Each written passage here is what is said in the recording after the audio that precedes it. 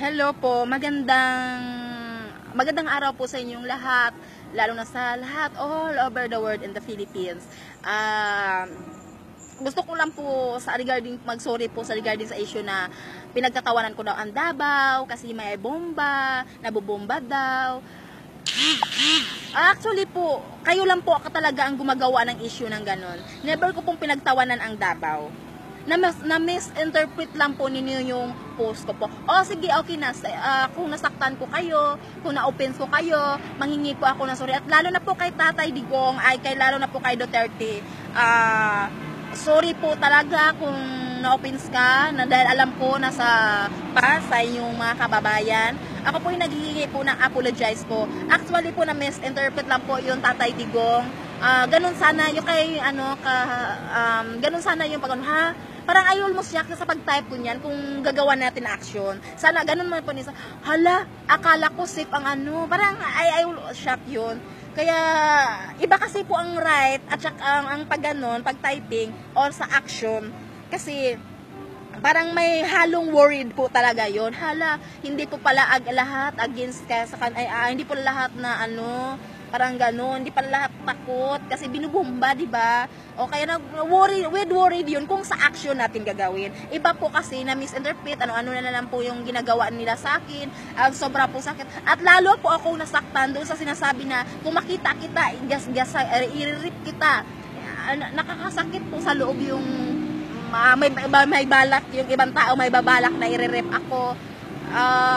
Pag nanasaan niyo ang pagkababae ko, ay hindi po nakakatuwa po. Masakit po sa akin na pinagplanuhan niyo ako i-rip. Masakit po sa akin yan. Kay Tatay Digong po, I'm sorry po talaga. Kahit noon pa, kahit i-review po natin yung mga video ko dati, ina-idol na po talaga kita. Nagkataon lang po talaga yung lumalabas kay Maruhas na mga picture-picture. Nakita ako siya pa-picture. Hindi naman lahat yun. Picture-picture lang po. Wala naman pong masama. Mayor Duterte, sorry po talaga kung nasaktan kita. At isa ko lang po sasabihin sa inyo, hindi po ako masamang tao. Hindi po ako naging masaya sa pagbomba ng Actually, gawan. Siyempre, binabash ninyo ako. Nalalo po ako na sa challenge. Kapag once na ito ilabas, iba po kasing ugali ko. Kapag once mga negative yung mga sinasabi niyo, na po ako. Pero, parte po sa mga yun, hindi po yan, nanghingi na lang po ako sorry. Sorry po talaga. Ayoko pong may masamang loob, lalong taga Davao. Sorry po talaga. Mayor Duterte, sana po makarating itong video ko po ito kay Mayor Duterte. Alam ko kasi nagtitrending yun, nababasa niya. I'm so sorry po, Mayor Duterte. Hindi ko po talaga intensyon na masaktan ka.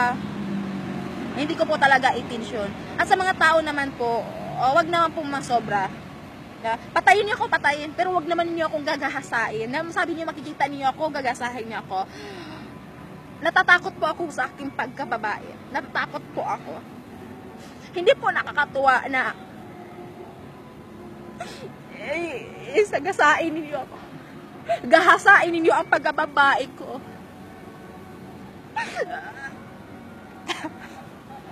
Hindi po ako mapapayag na gagahasain ninyo ako. Batayin ninyo ako, wag lang ninyo akong gagahasain. Masakit po talaga. Kay Mayor Duterte po, sorry po talaga. Sorry po. Sorry po. Sa lahat po, sorry po talaga. Sorry po. Hindi ko po kayo intensyon na saktan. Pero isa mga supporter ni Duterte, isa lang po ang pakiusap ko. Kung may balak kayo sa pagkababae ko, please, huwag niyo akong gagahasain. Masakit po sa akin na pagsamantalahan niyo ang aking pagkababae.